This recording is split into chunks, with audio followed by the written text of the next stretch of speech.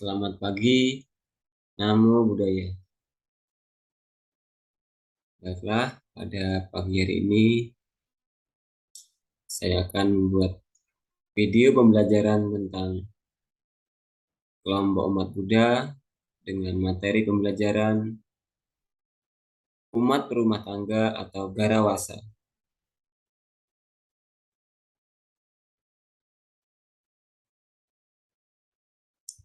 Namun sebelum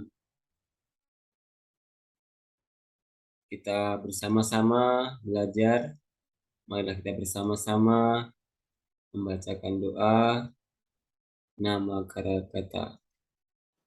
Arahang sama sambuddho bhagawa Buddhang Bhagawantang Abiwademi Swakato Bhagawata Dhammo Dhammang Namasami Supatipanno Bhagavato Sawaka Sangho Sanghang Namami Sapisata Bhavantu Sukitata.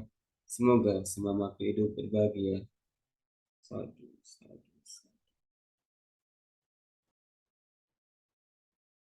Baiklah, sebelum saya menyampaikan materi pada pagi hari ini, ada beberapa yang ingin saya sampaikan, yaitu tujuan pembelajaran. Yaitu yang pertama adalah menghargai pilihan hidup umat Buddha meninggalkan kehidupan tanpa berumah tangga atau babacita dengan toleransi. Yang kedua, menghargai pilihan hidup umat Buddha berumah tangga garawasa dengan toleransi. Yang ketiga, menunjukkan sikap toleransi umat Buddha yang meninggalkan kehidupan berumah tangga atau babacita dengan penuh tanggung jawab. Yang keempat, menunjukkan sikap toleran bagi umat berumah tangga atau garawasa dengan penuh tanggung jawab. Yang kelima, mengelompokkan adanya kelompok umat Buddha dengan teliti dan percaya diri. Yang keenam, menjelaskan jenis mengelompokkan jenis umat rumah tangga atau garawasa dengan tepat dan percaya diri. Yang ketujuh, menjelaskan aturan umat rumah tangga atau garawasa dengan tepat dan percaya diri. Yang kedelapan, membandingkan antara aturan umat Buddha rumah tangga atau garawasa dengan toleransi. Menyajikan hasil wawancara tentang salah satu yang termasuk jenis umat rumah tangga dalam bentuk narasi dengan percaya diri. Untuk karakter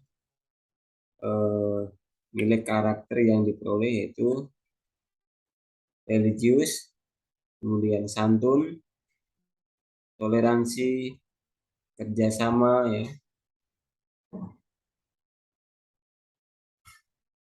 tanggung jawab dan percaya diri. Sudut pandang kelembagaan masyarakat Buddhis terdiri dari dua kelompok, yaitu Parisa yang dijelaskan dalam Anguttara Nikaya.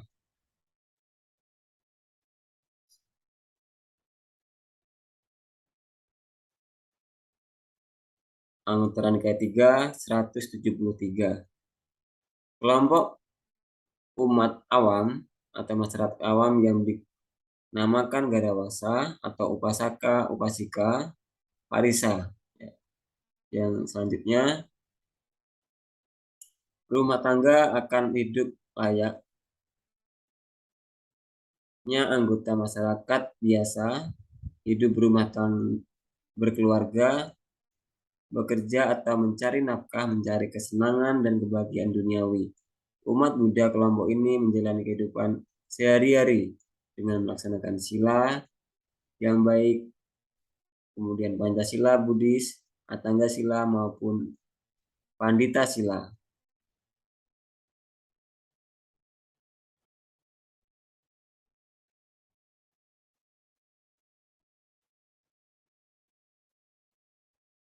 Baik, kelompok masyarakat awam yang dinamakan garawasa atau upasaka upasika ini disebut ini ya, upasaka upasika, kemudian ada pandita, nanti kita jelaskan di selanjutnya ini ya. Jadi berumah tangga menginginkan kehidupan keluarga yang bahagia, harmonis, dan tentram. Ada 4 hal ya yang perlu diperhatikan, yaitu sada. Sada yaitu tentang ini, keyakinan yang kuat terhadap Buddha, Dhamma, dan Sangha, keyakinan terhadap nilai-nilai moral dan perbuatan baik, keyakinan bahwa semua perbuatan yang telah dilakukan akan menghasilkan akibat. Ya, itu yang sada. Yang sila adalah perilaku yang baik yang meliputi perkataan, tindakan,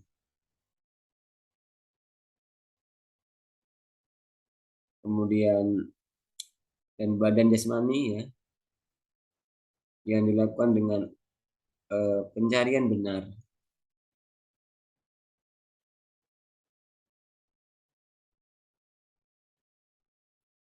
Kemudian caga. Caga adalah kesediaan untuk berdana, kesediaan untuk berdana dan berkorban untuk meringankan penderitaan orang lain. Dana tersebut dapat berupa materi dan non-materi.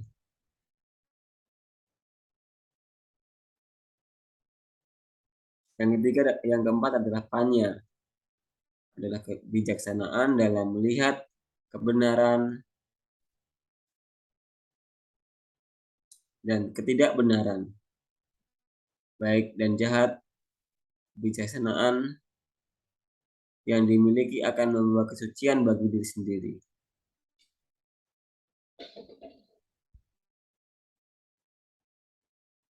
Selanjutnya adalah kelompok masyarakat kewiaraan yang dinamakan Pabajita. Ini kelompok para biku dan bikuni ya. Jadi ini yang meninggalkan kehidupan sebagai perumah tangga. Ya, dia sudah eh, terbebas dari keduniawian ya. Dan ini akan kita bahas di minggu selanjutnya ya, atau pertemuan selanjutnya. Yang kita bahas adalah garawasa ya. Jenis umat Buddha perumah tangga atau upasaka dan upasika. Seperti yang terlihat di gambar ini adalah para upasaka dan upasika ya.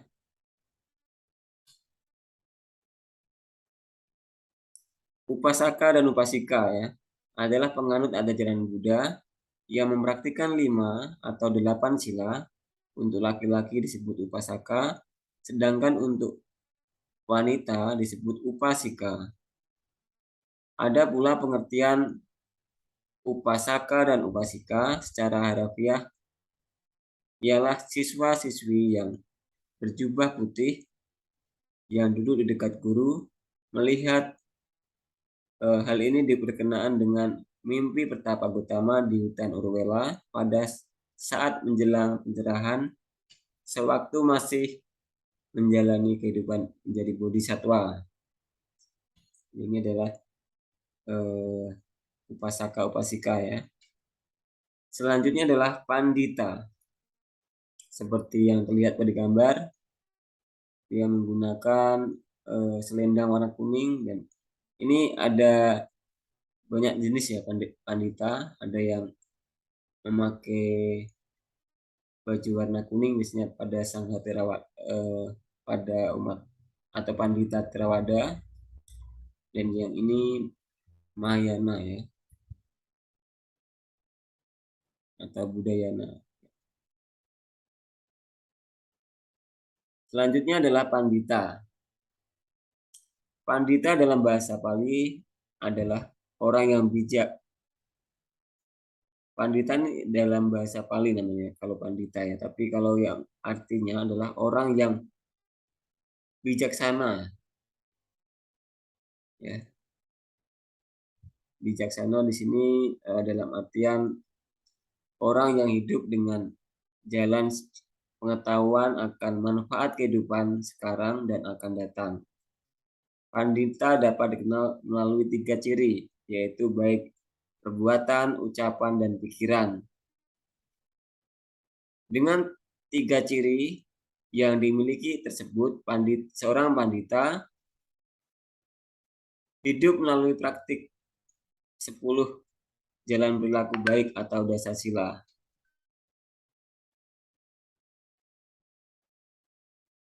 Dalam kesehariannya, pandita laki-laki dipanggil dengan sebutan Romo, ya, sedangkan yang perempuan dipanggil dengan Ramani.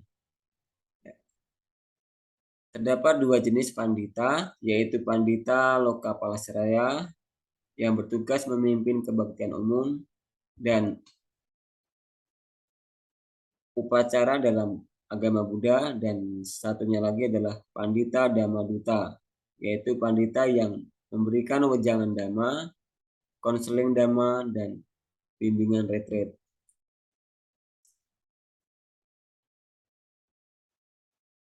Selanjutnya adalah syarat menjadi upasaka dan upasika.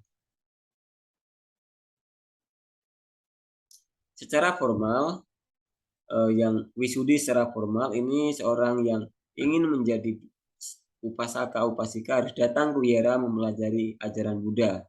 Setelah mengerti dhamma, lalu mendaftarkan diri untuk diwisudi oleh biku atau pandita pada hari yang disepakati calon.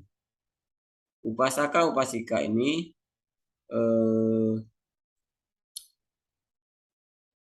menerima tisarana, ya, atau 3 pelindungan. Biku atau pandita biasanya, ya, bisa biku bisa pandita, memberikan tekad 5 sila untuk dijalankan agar mendapatkan kebahagiaan duniawi dan kebahagiaan sejati. Setelah itu biku pandita memberikan pemberkahan serta nama Buddhis. Sejak saat itu upasaka dan upasika dan mulai mempraktikkan 5 atau 8 sila setiap harinya, ya. Kemudian wisudi secara alamiah. Yang kedua,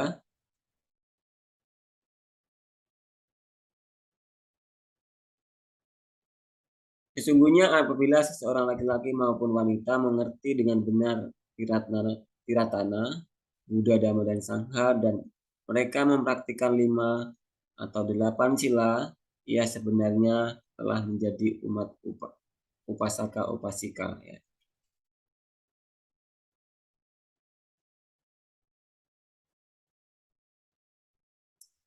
Kemudian yang selanjutnya adalah syarat menjadi pandita. Di sini ada yang pertama yaitu WNI atau seorang yang beragama Buddha ditunjukkan melalui identitas dari KTP. Yang kedua, memiliki pasangan hidup yang sama dalam keyakinan, yakni beragama Buddha. Yang ketiga, telah dididik sebagai upasika-upasika, dibuktikan dengan kartu tanda umat Buddha, ya. Kemudian yang selanjutnya, berusia minimal 18 tahun dan berusia 25 tahun. Kemudian yang selanjutnya, surat rekomendasi dari satuan lembaga keagamaan Buddha seperti ketua Cetia, ya, kemudian kepala wihara, ya. Selanjutnya adalah surat rekomendasi dari lembaga kepanditaan, pimpinan daerah atau pimpinan cabang atau PC, ya. Yang selanjutnya adalah aktif dalam pelayanan dan pembinaan di wihara, ya. Di sini aktif maksudnya dia dalam di wihara itu dia aktif dalam kepengurusan mungkin, ya, dalam hal-hal yang lain bisa jadi, ya. Kemudian yang terakhir adalah mengisi formulir dan melampirkan foto KTP ukuran 4x6 satu lembar, ya. Itu adalah syarat menjadi seorang pandita.